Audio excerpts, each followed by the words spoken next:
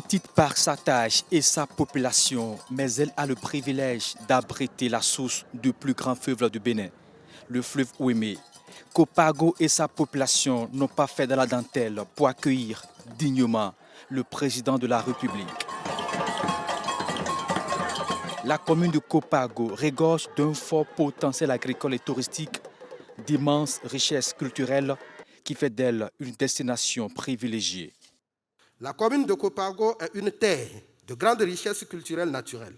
De par sa grande diversité linguistique et traditionnelle, une multitude de langues sont parlées au sein de la commune, mais celle qui prédomine est le Taneka. La commune de Kopago est également reconnue par ses cérémonies initiatiques commémorées chaque 5 ans et appelée le Pama. Elle s'illustre particulièrement par sa danse dénommée Issei Issei, une danse à travers laquelle notre commune est présente à plusieurs événements d'envergure nationale et internationale. Le modèle vestimentaire des Wara et Namari, une caste de chefs coutumiers qui n'a que pour habit un cache-sexe à base de peau d'animaux sauvages, quelle que soit la période de l'année, témoigne encore de la vitalité et de l'originalité de notre culture.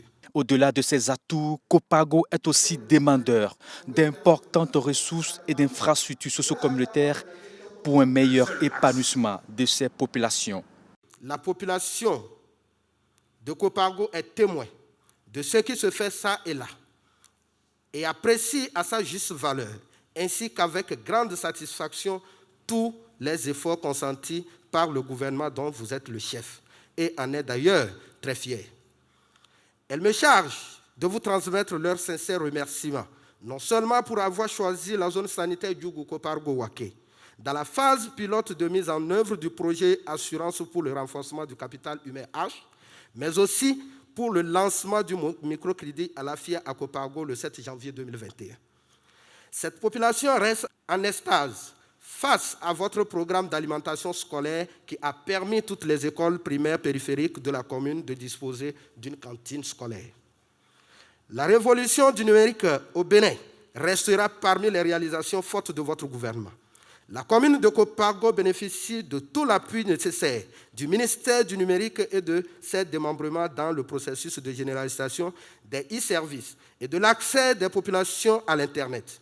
En ces mêmes lieux où nous sommes réunis, l'Agence béninoise de services universels des communications électroniques et de la poste ABSUCEP a mis un cybercafé à la disposition des populations de Kopago. Patrice Talon, comme à son habitude depuis le début de cette tournée de reddition de comptes, va étaler les grandes lignes de ses actions, les actions du PAG, le programme d'action du gouvernement. Il se veut rassurant au vu du rythme des actions menées et celles encore en cours. Kopago ne sera pas du reste. En matière de route, ce qui se fait comme financement, comme étude, comme programmation, comme mise en œuvre, n'épargnera personne et n'épargne personne. C'est le message que je voulais vous apporter ce matin en matière de route. Pour vous dire que le Bénin, globalement, a commencé à se construire, a commencé massivement, rapidement, en qualité, à construire les routes qui nous manquaient tant un peu partout. Je voudrais vous prier de considérer que le bilan de ces 5 années qu'on a commencé par voir ici et là est notre bilan à nous tous.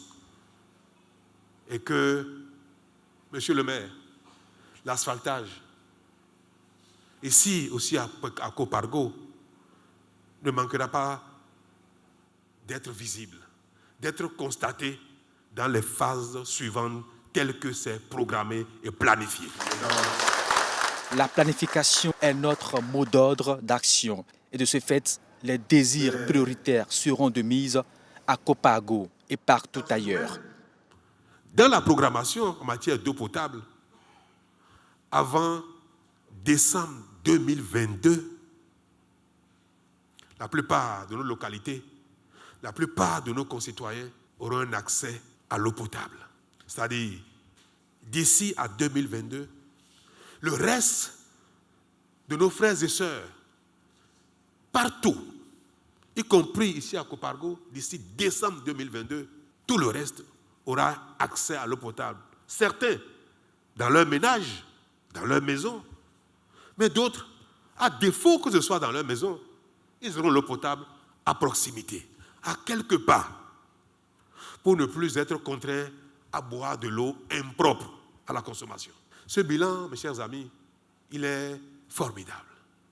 En 5 ans, ce qui est fait, programmé, engagé, et qui va continuer encore pendant les 2 ans à venir, 2021 et 2022, nous permettra désormais au Bénin de ne plus citer l'eau tout le temps parmi nos doléances.